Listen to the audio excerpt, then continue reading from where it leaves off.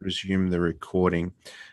So today's webinar is on power purchase agreements, and Dr. Drew Donnelly is going to be looking at compliance challenges. There's been some recent developments that are important for businesses that are offering power purchase agreements. So Dr. Drew is a regulatory specialist with Compliance Quarter. He's previously worked as a policy analyst with the Ministry of Education in New Zealand. He also worked as a seasonal lecturer with the University of Sydney and holds a PhD in legal and moral philosophy from the University of Sydney. In Compliance Quarter, Dr. Drew helps us with energy licensing, embedded network manager accreditation, and just generally keeping an eye on the energy regulation. It seems like there's plenty for us to go through. There's always changes that impact on energy businesses. So I'll just hand over to Dr. Drew. Thanks very much for that, Connor. I just hope everyone can see the PowerPoint. That's all good. Okay, yeah, thanks very much. It's my pleasure to present my first webinar here with Compliance Quarter. So I'm going to be talking about power purchase agreements today. So as it's only a 25-minute presentation, I'll leave 15 minutes for Q&A at the end. It's going to be quite a high-level discussion. I won't have time to get into the nitty-gritty details of the accounting transactions, but I'll try and answer any questions you have at the end, and anything that we're not sure of, just email, write down the question and I'll get back to you by email. Okay, so first of all, purchase power agreements are on the power purchase agreements, I should say, are on the rise in Australia. A few weeks ago, the Australian Energy Market Commission, AEMC, released its 2018 Retail Competition Review. It noted as a key theme this increase in rooftop solar for Australian residential customers. There was a 25% increase in those customers from 2016, and not all of them, but many of those instalments are supported by power purchase agreements. But power purchase agreements haven't just been increasing for residential customers. We've also seen this rise in corporate power purchase agreements. In the last few months, we've seen Mars Australia enter into a 20-year PPA to source 100% of its electricity from the Kaimau Victorian solar farm. Also earlier this month, we had Flow Power's PPA purchasing output from the same farm. So this presentation follows on from a previous webinar we gave on PPAs that you can find on the Compliance Quarter website. We mentioned there this issue of the lease accounting standard changes. So following on from that, I'm just going to be getting into more detail about that lease accounting standard. That'll take up most of the presentation, and then at the end I'm going to look at some confusion that's going on around the metering obligations for PPAs. Okay, so just as a bit of a recap, what is a power purchase agreement? So in its simplest terms, it's a contract to purchase electricity at a predetermined price for a fixed period. So that's the essence of the PPA. And then it can take on a whole variety of forms depending on what the interests of the purchaser and the vendor are. There's a range of reasons that people enter into power purchase agreements. A major reason is the price. The certainty associated with the fixed period means electricity can often be purchased at a rate much cheaper than what's available on the wholesale market. Secondly, there is the hedging purpose. The The fixed period and price can mitigate the risk posed by purchase through the wholesale market. Thirdly, there's the issue of generator choice. So through a PPA, a business can choose a particular type of generation, such as renewable energy through solar. Now, as I said, there's a variety of different ways of distinguishing PPAs based on both their legal and physical form. So there's physical PPAs, which is where the electricity is physically supplied between the vendor and the purchaser. We also have virtual PPAs,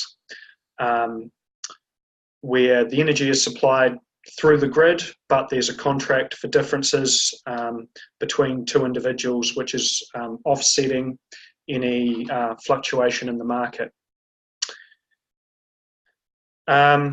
There's also the market behind the meter distinction. So that's looking at whether the electricity is physically going through the grid or it is off-grid directly at the power use point. And then there's also, of course, the solar, non-solar distinction. So a lot of what I'm going to be talking about today focuses on solar PPAs, which are a very common sort of PPA in Australia, but they can take on all sorts of forms. Okay, so each type of PPA presents a mix of opportunities and costs. So the opportunity of a virtual PPA is it avoids the complexities of actually owning the generation infrastructure. But on the other hand, the electricity is still purchased from the wholesale market, so both vendor and purchaser, in some sense, pay for any inefficiencies in the market price. Similarly, a solar PPA presents this opportunity to be powered by purely renewable sources.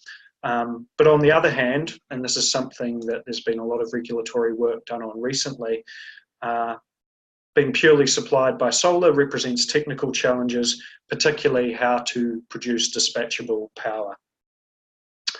Okay, so what is the regulatory framework for PPAs? So the first consideration in the regulatory framework is what general rules, general laws and regulations apply to PPAs.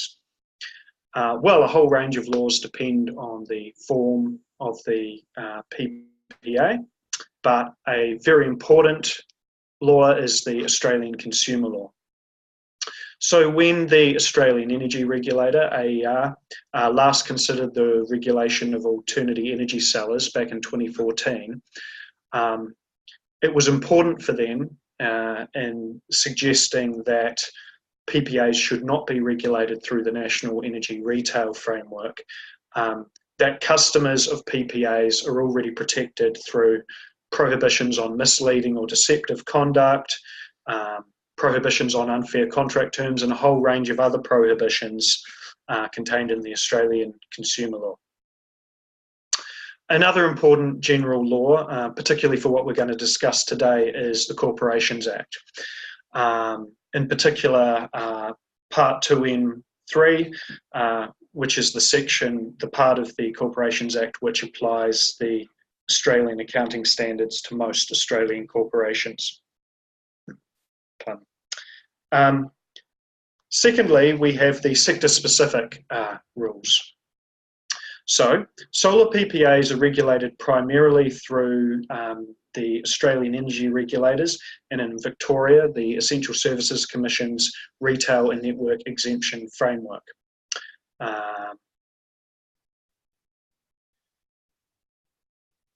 So in New South Wales, Queensland, Tasmania, South Australia, and the ACT, this means it's the NSP registration exemption guideline and the retail exempt selling guideline, which largely describe what the sector-specific obligations of solar PPA businesses are.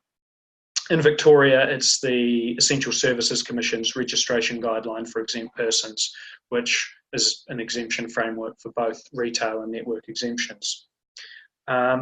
Just keep in mind with those exemption guidelines that all three of them, so both the AER and the ESC's exemption guideline, have all been updated in 2018. So I think part of the confusion that we're having at the moment with the obligations for PPA businesses relate to some of the changes that there's been. Okay, so that's the recap. As I mentioned, I'm looking at the new regulatory challenges that are facing PPAs. So the first one we're going to look at, and that's going to take up most of the webinar, is talking about the International Financial Reporting Standard 16. In Australia, this is incorporated as AASB 16. This is the new lease accounting standard, which may require PPA purchasers to change the way they account for and report PPAs. We'll get later on in the webinar, we'll get into what exactly the test is for determining whether or not a lease is involved in a PPA and the standard applies.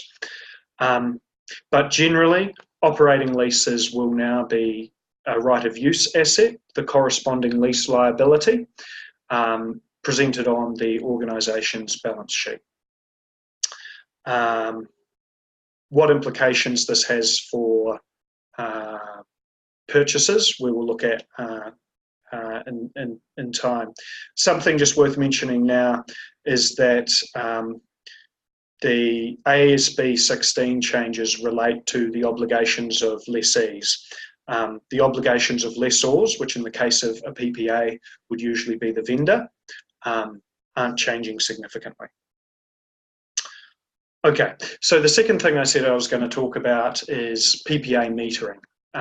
So there's some confusion at the moment as to what exactly the metering obligations of PPA businesses are.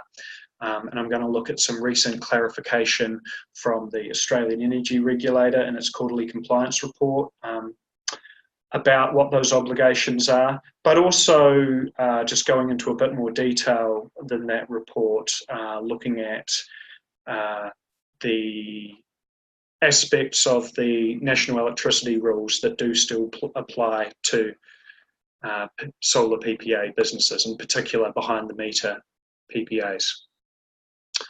Okay, so AASB 16. So we have an existing standard which is getting replaced by a new standard which comes into force at the beginning of 2019. So it's coming up pretty soon. What did the existing standard require?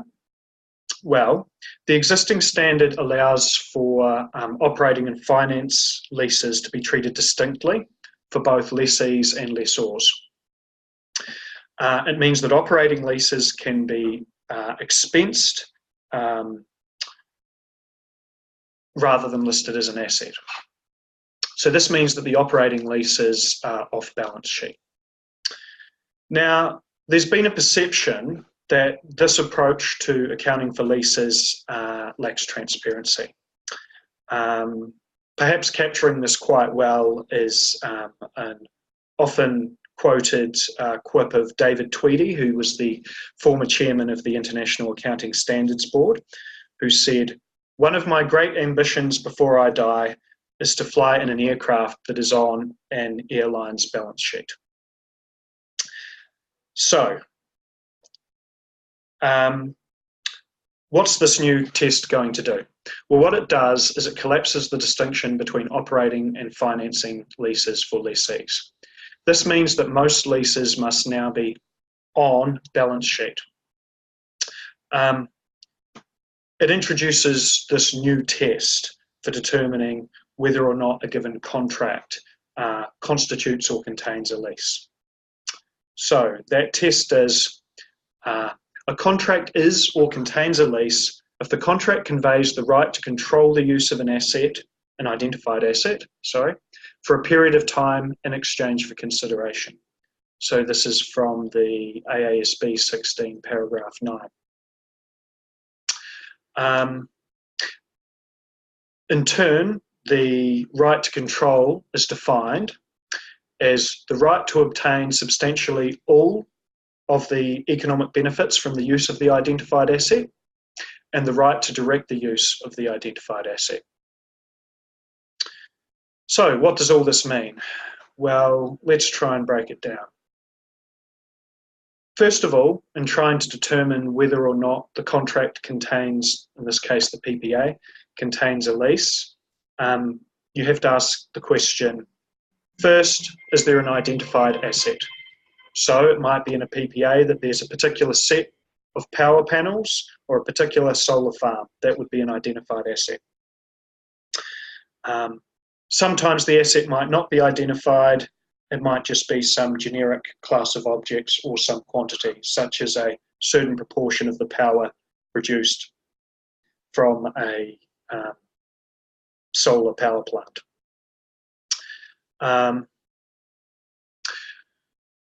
Relatedly, if there is an identified asset, the business needs to ask, is this substitutable by the vendor? If the vendor can readily substitute whatever is put into that power purchase agreement or whatever contract for something else, then you don't truly have an identified asset. Second thing to ask is, who has the right to substantially all the economic benefits for the period? So, is it the purchaser? Or does the purchaser only collect a small proportion of the benefits? Third question to ask, and perhaps the most important one, does the purchaser have the right to direct the use of the asset?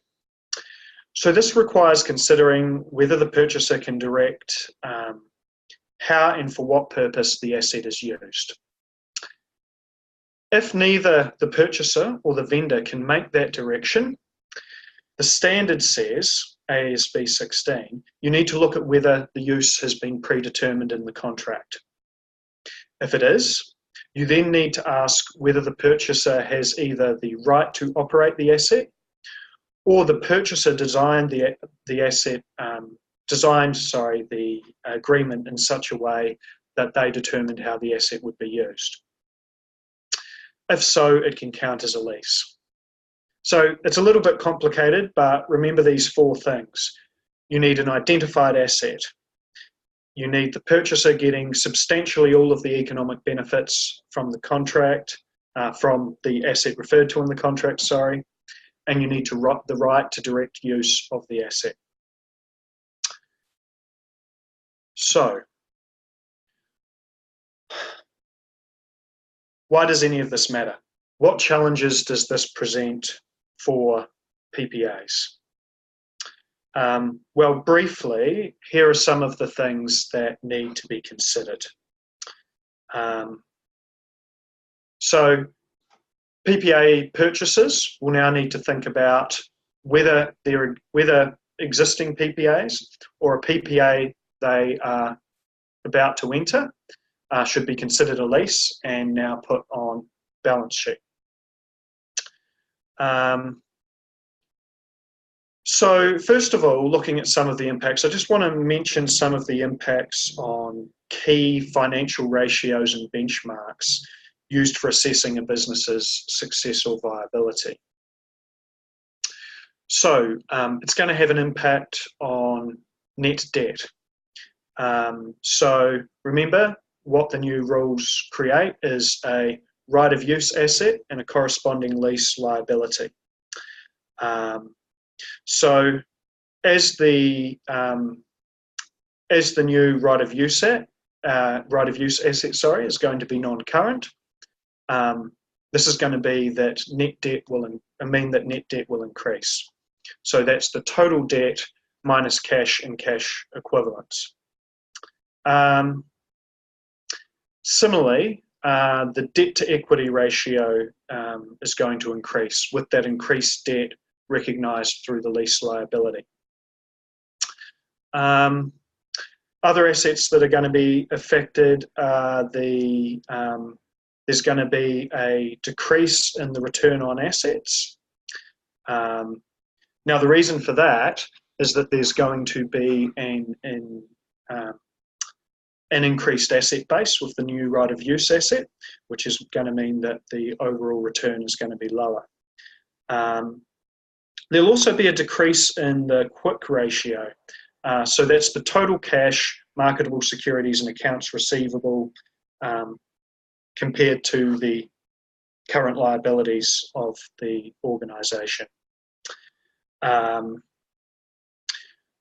So the next thing to think about is what kind of effect is this going to have on the profitability of the organisation? Well, as I've mentioned a couple of times, you've got this new type of asset, a non-current asset, a right of use asset, and a corresponding lease liability. At the same time, you're going to have to recognise two new sets of expenses for the lease.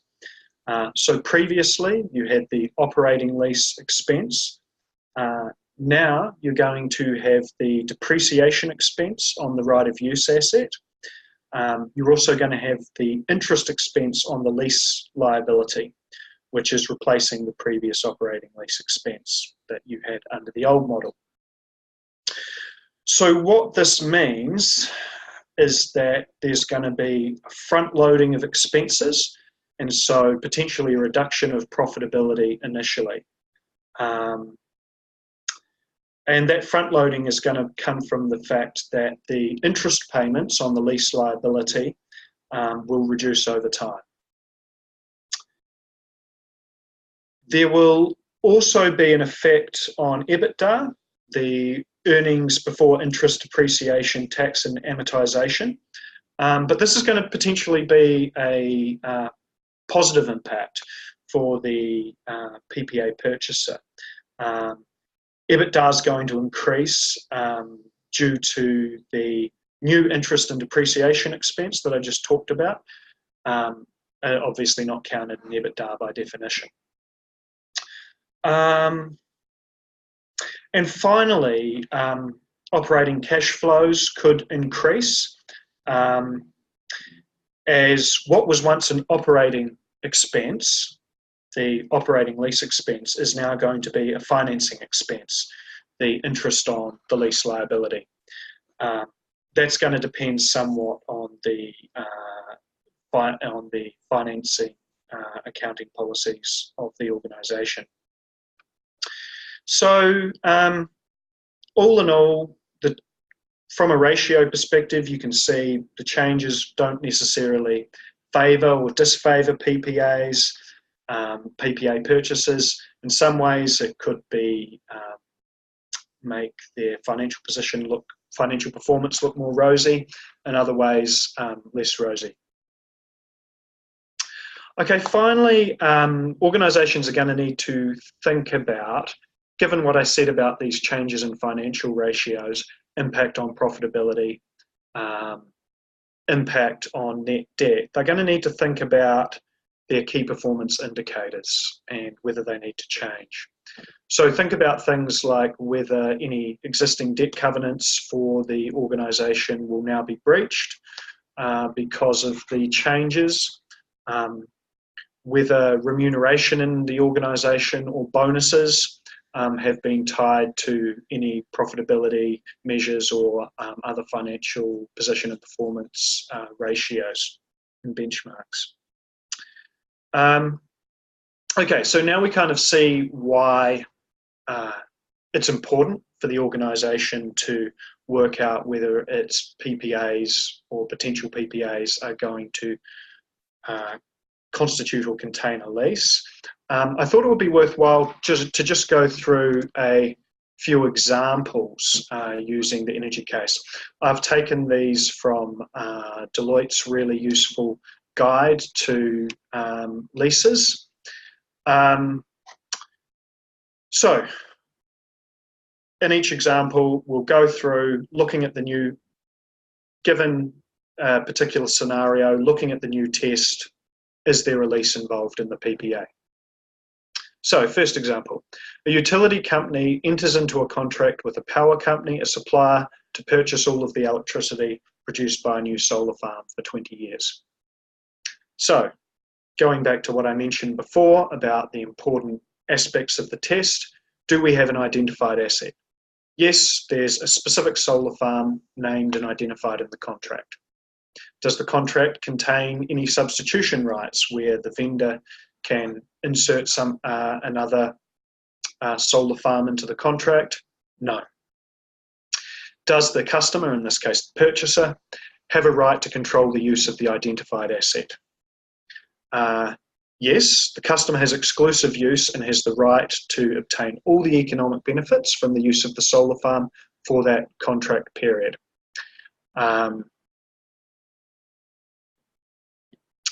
And finally, do we have a lease?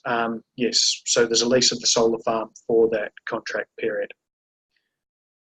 Okay, second and third examples.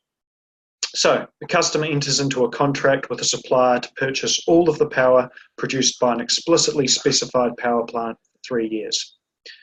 Do we have an identified asset? Yes, we have the specific power plant. Are there any substitution rights? No, nothing was identified. Does the customer have the right to control the use of the identified asset? No.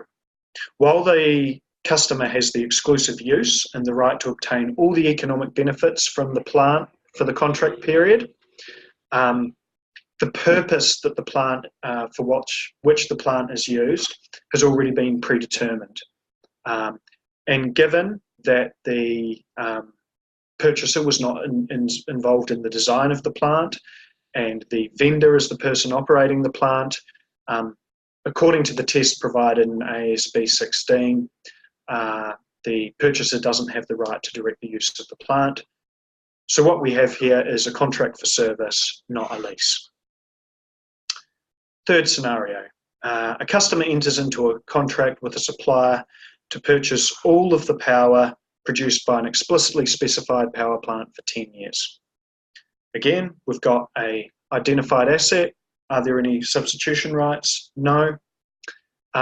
Does the customer have the right to control the use of the identified asset? Yes. So the customer has exclusive use and the right to all the economic benefits from the use of the plant, and the customer gets to make the relevant decisions about how and for what purpose the plant is used. Although the supplier is operating it, it's in accordance with the customer's decisions regarding the timing and quantity of power produced. So yes, there is a lease.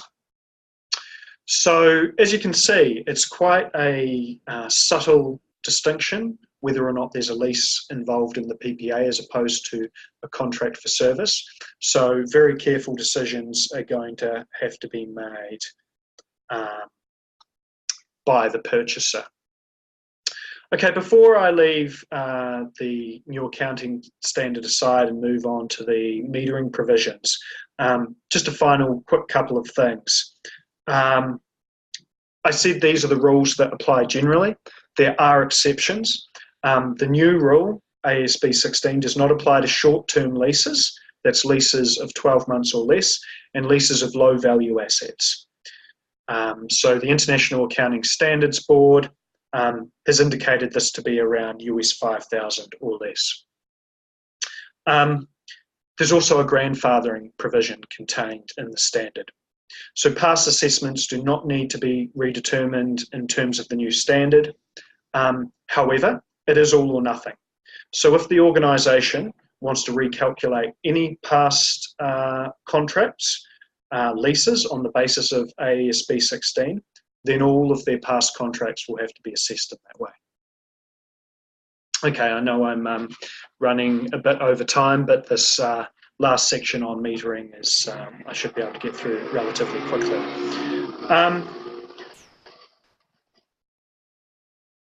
So this is just a short set of comments I wanted to make about what the metering obligations are for behind the meter PPAs. So while metering requirements for the on-market PPAs, so PPAs which are supplied through the grid, are subject to the National Electricity Law, National Electricity Rules, and a whole host of associated procedures like the metrology procedure. This is not the case with behind the meter PPAs. and its recently released quarterly compliance report, the Australian Energy Regulator reported a bunch of inquiries from solar providers about what exactly are the metering requirements for these behind-the-meter PPAs. So consequently, the Australian Energy Regulator has confirmed those requirements that apply. Okay.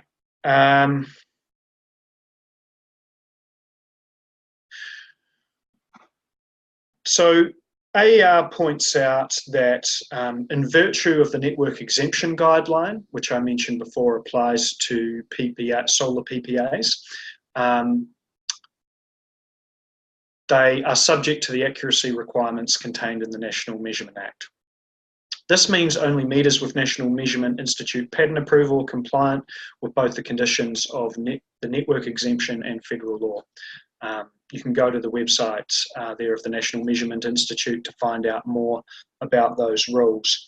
But briefly, pattern approval is about the process for assessing a type or model of electricity meter. In pattern approval, that certain class of meter is assessed to see how well it performs under various operating conditions. Things like temperature variations, electrical interferences, voltage variation. It's also worth pointing out that the verification process listed in the National Measurement Act and associated regulations apply also to the metering in a behind-the-meter PPA. So verification is the process of assessing whether an individual meter, so not a class of meters, is operating within specified limits of error. Under the National Measurement Act, verification must be performed by an appointed utility meter verifier appointed by the National Measurement Institute.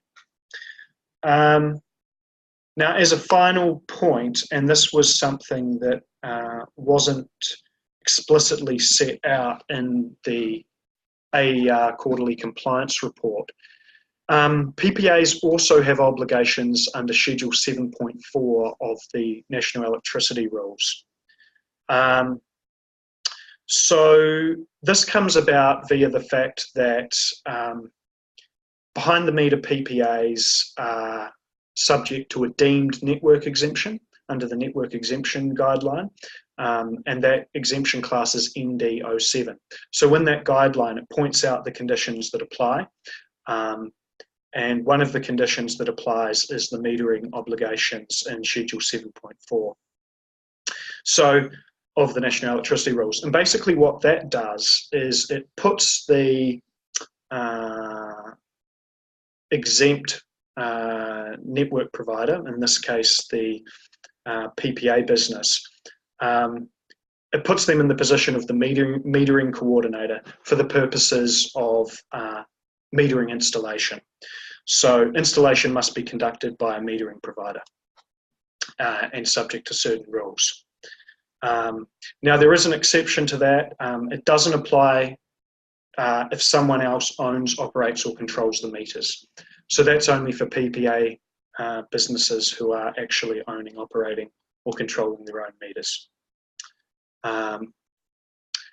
Okay, and it went 10 minutes longer, but I'm sure we will have enough time if anyone has any questions.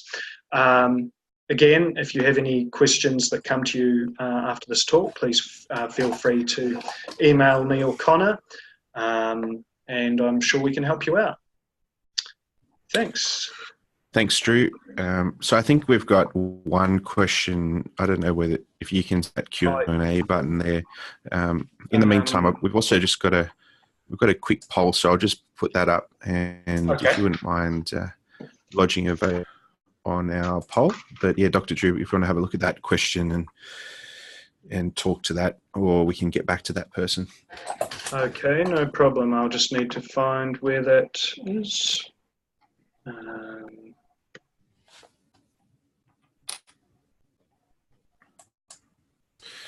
Also, if anybody's got questions, you can either ask those in the chat, or there's a Q&A button.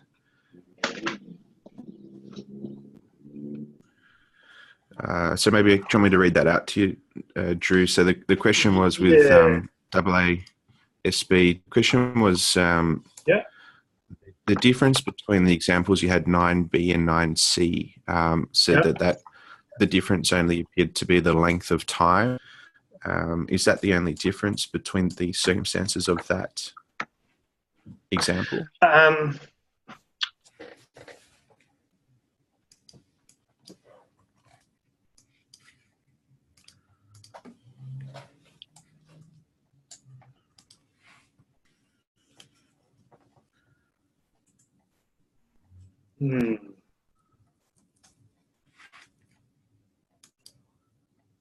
It's a good question. I